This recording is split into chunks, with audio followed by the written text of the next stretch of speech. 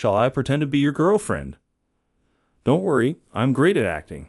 I was quite troubled by my parents' persistent matchmaking attempts, and my boss Emily offered to pretend to be my girlfriend.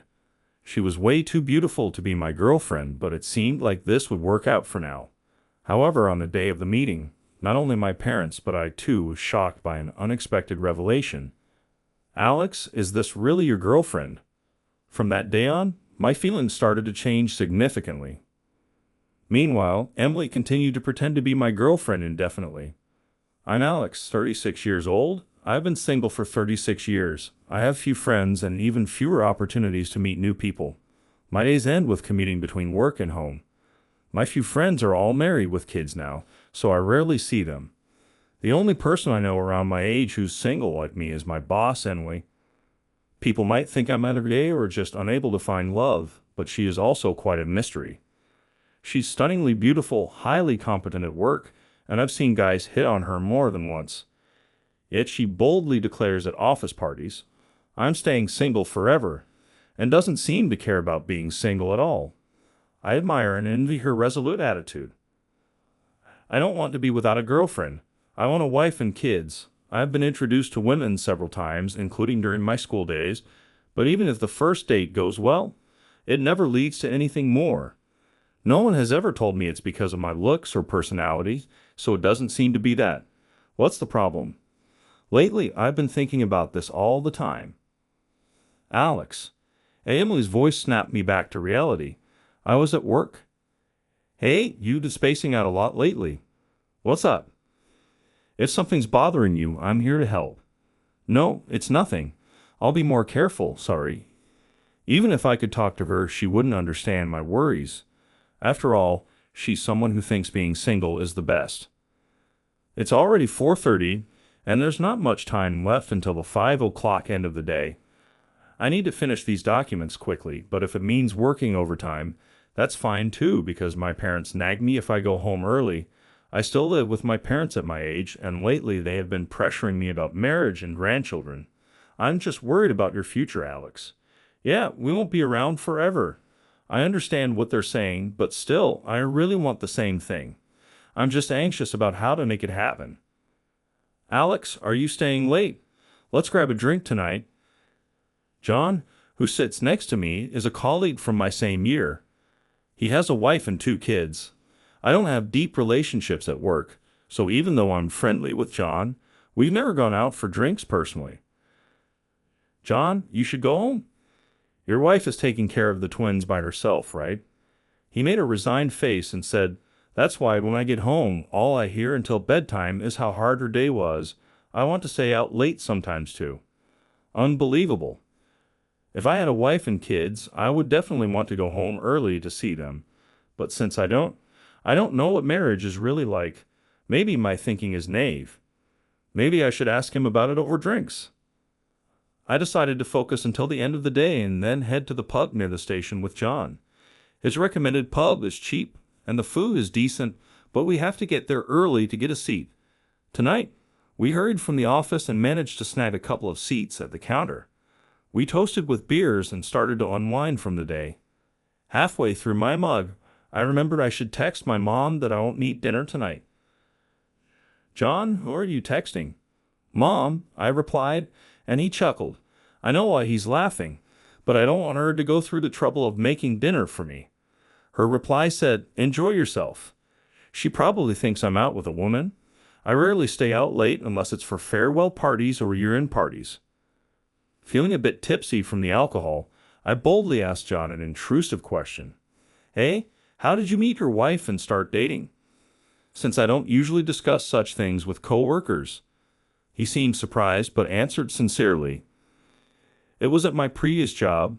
I joined this company mid-career. Remember, my wife was my junior at my old company. So, how did you start dating? It was pretty normal. We met at a pub one day, said hi, and oh, it's you. Hit it off, went to a second round, and within a week, she came to my parents' house. Even if I met a female colleague at a pub, I can't imagine it turning into a romance from just hi, and oh, it's you. Usually it's just a drink together and then see you tomorrow, right? How does it escalate to meeting the parents within a week? As I pondered this, the person next to me left, and someone new sat down. I'll have a large beer, a breaded pork cutlet, grilled mackerel, and some chicken skewers.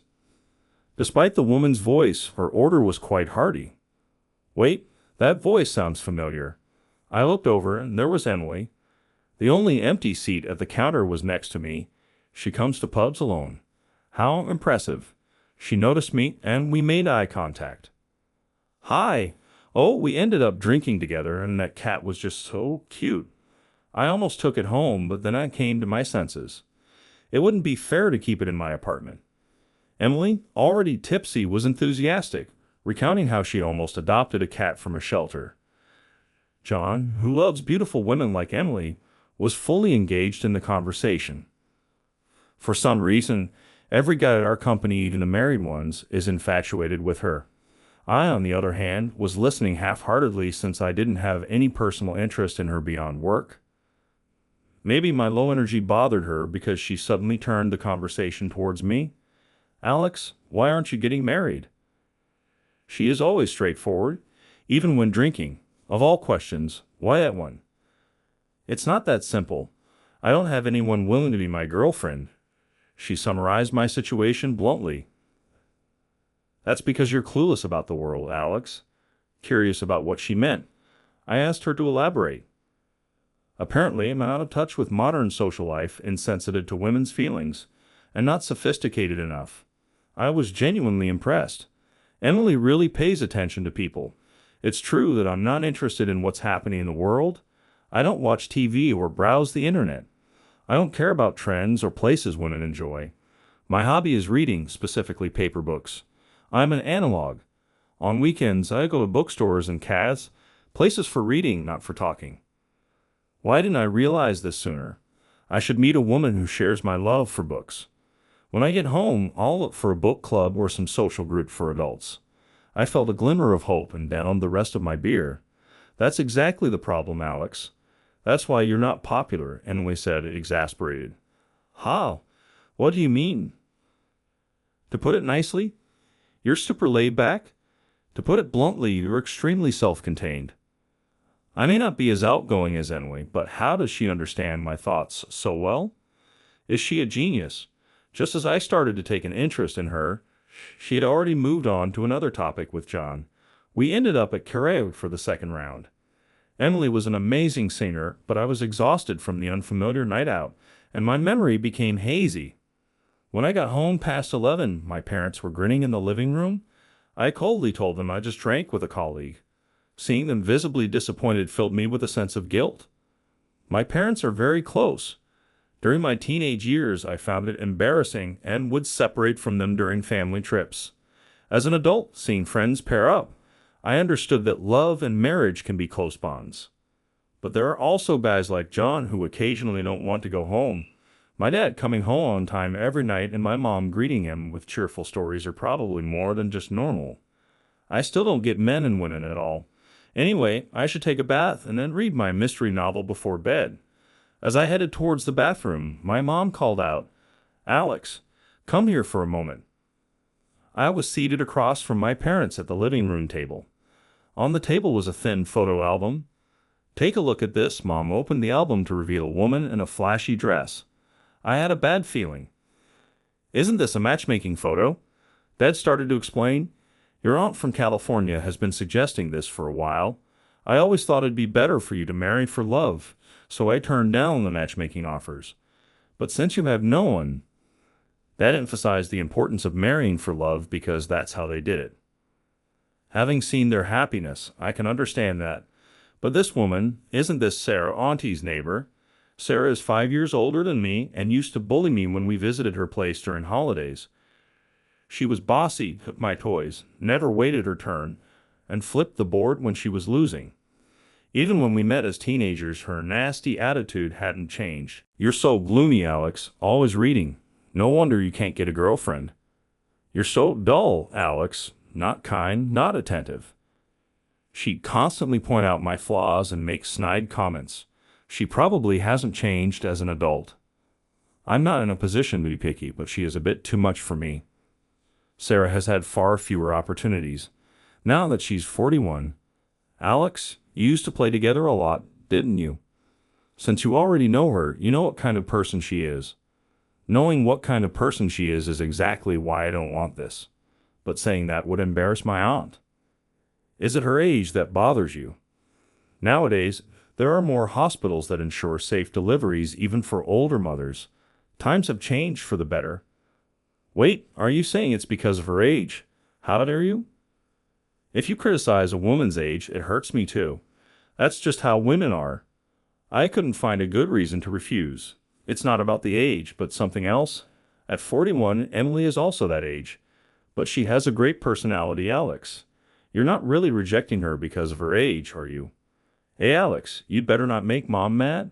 Feeling cornered by them, I blurted out. Well, actually, I do have a girlfriend. She's around 40 and works at the same company.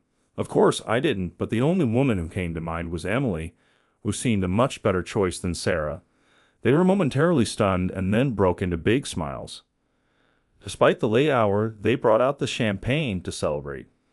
They kept asking about her, so I said she's 41, a department manager, thoughtful, and likes to drink. That's all I knew about Emily. Great, bring her over soon. How about the holiday next week? I had no chance to object to Dad's suggestion.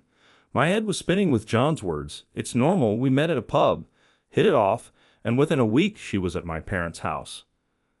The next day I went to work with a heavy heart. I had to convince Emily to help me out, or I'd end up with Sarah if she came over just once. I could say we broke up later, Emily. Being a good sport would probably help me out once. But the problem was how to bring it up. I waited patiently for a moment when she was free. However, she was always talking to someone and never seemed to have any time alone. Alex, you're acting weird. You're staring at Emily too much. John's comment made me realize I had been watching her all day. I didn't want to be disliked as a creepy guy. I decided to consult with John. So I'm in trouble. Am I weird for asking this? Well, it's pretty bold to ask Emily of all people. We were discussing it secretly through internal email. We could delete the messages later. Just then, a new message popped up that neither John nor I sent. Shall I pretend to be your girlfriend from Jones? Ha! We looked over at Emily's desk. She was giving us a peace sign. Then another message popped up. Don't use company email for personal stuff. I'll delete everything. Karaoke tonight? We had CCE Emily on our emails. After work, the three of us went to the same pub as the previous night. With John's help, we arranged for Emily to come over on the holiday. Leave it to me, I'm great at acting, she said confidently, and a drunken John enthusiastically agreed. He seemed to be enjoying this as if it were someone else's problem. The day finally arrived. I left my house, which was in chaos with deliveries from the pizza place, liquor store, and flower shop, to go meet Emily at the station. I arrived a bit early, but she was already there. Emily, in her casual clothes, looked just like a model. I'd only seen her in a suit before, but she's truly beautiful in both face and figure. On top of that, she's got an amazing personality. I bet my parents will be more shocked than I expected. And indeed they were when I introduced her. They were incredibly surprised. I was also speechless when I learned the shocking truth. Oh, you're really her, right? The former actress Emily. Mom kept asking her over and over, Alex, is it true? Is she really your girlfriend? Dad also kept asking me repeatedly. I was too stunned to say anything. According to the internet, Emily was a famous actress and singer over 20 years ago. She retired suddenly when she was young and was rumored to be working a regular job somewhere. I felt depressed about my own ignorance. That's why so many people at work, married or not, treated her specially. Emily enjoyed the food, drinks, and flowers. My family was giddy the whole time. She kept up the role of my girlfriend with a big smile until the end. Her performance was truly perfect. As they were leaving, my parents enthusiastically told her, Please come again. She responded with a loud, Sure. Her acting was so amazing that I couldn't help but regret she quit being an actress. Thank you so much for today. I owe you one. At the station on the way back, I sincerely thanked her for everything. Emily had a troubled look on her face. I didn't drink enough, she said, sounding dissatisfied. Oh, maybe I pushed her too hard. She really got into the role, even though she drank a lot. She was probably just pretending and couldn't actually enjoy it. I'm sorry, they got a bit too excited. I guess it's not great to be reminded of your past like that, right? I said this thinking, if it were me, I wouldn't like it. She looked at me for a few seconds, then smiled and said, "You said you owe me one, right?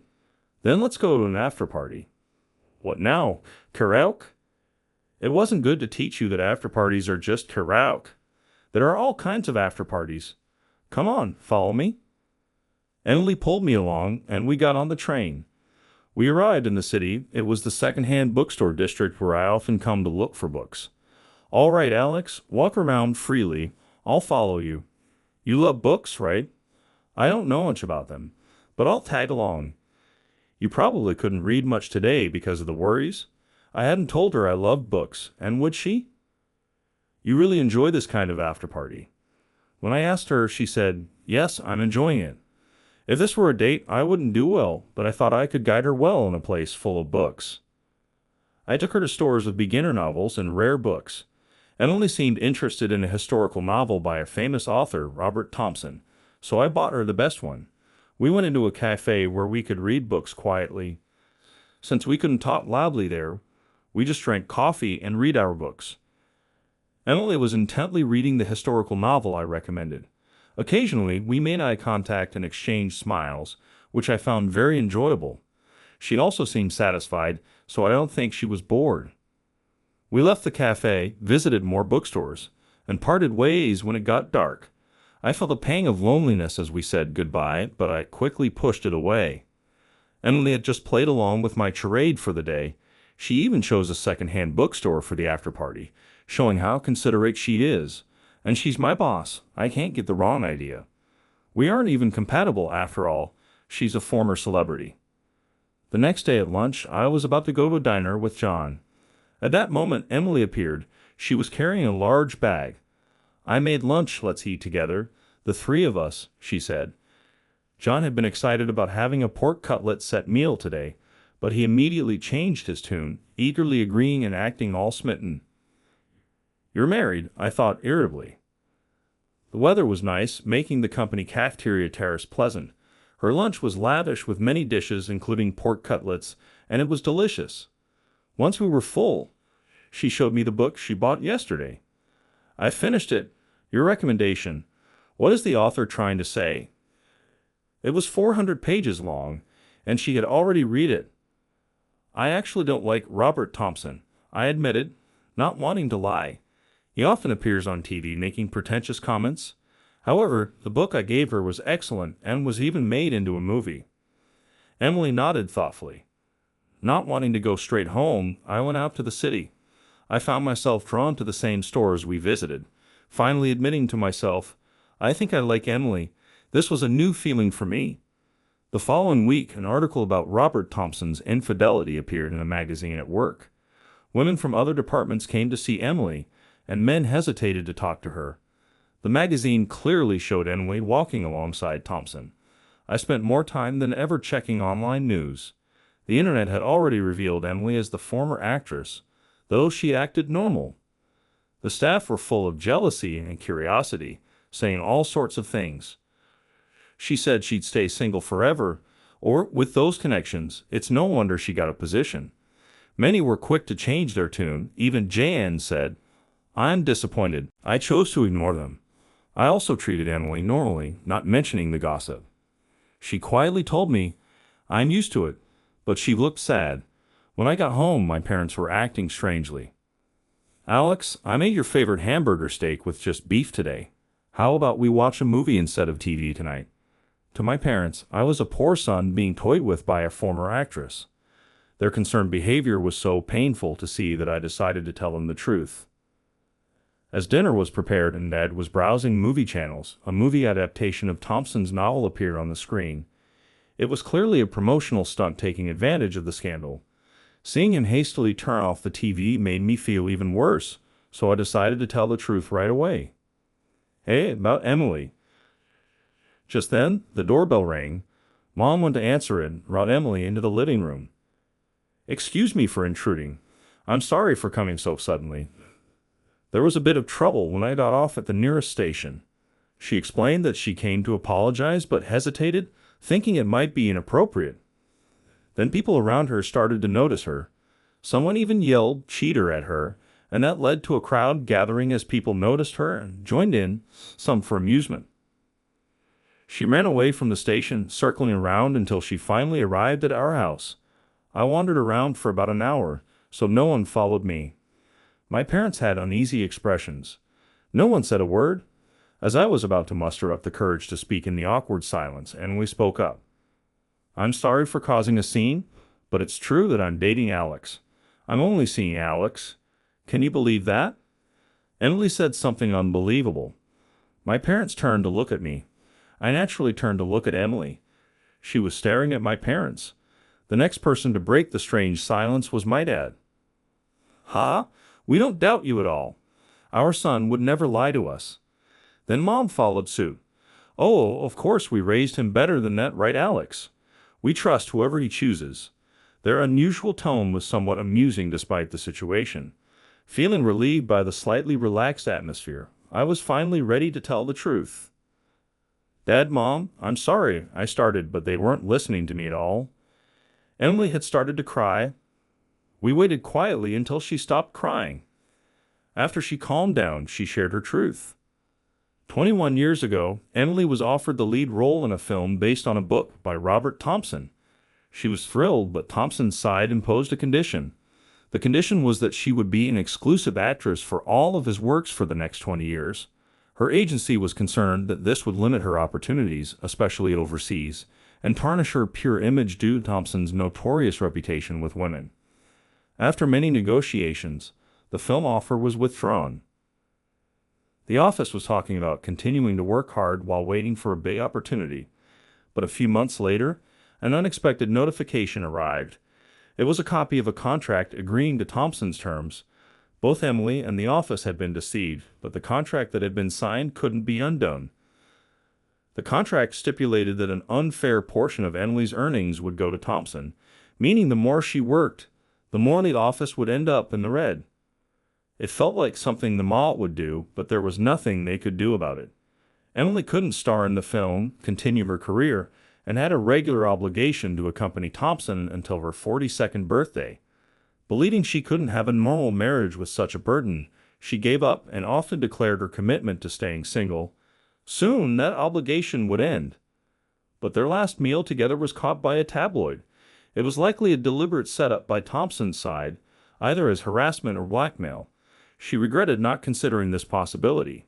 From the way she occasionally stumbled over her words, I realized that story was true.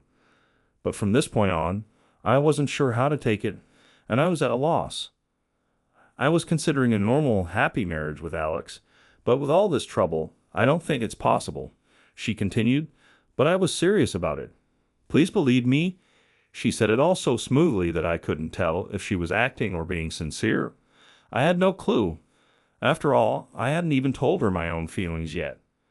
My parents, who had been listening to her story intently, looked at each other and then said in unison, "It's no trouble at all.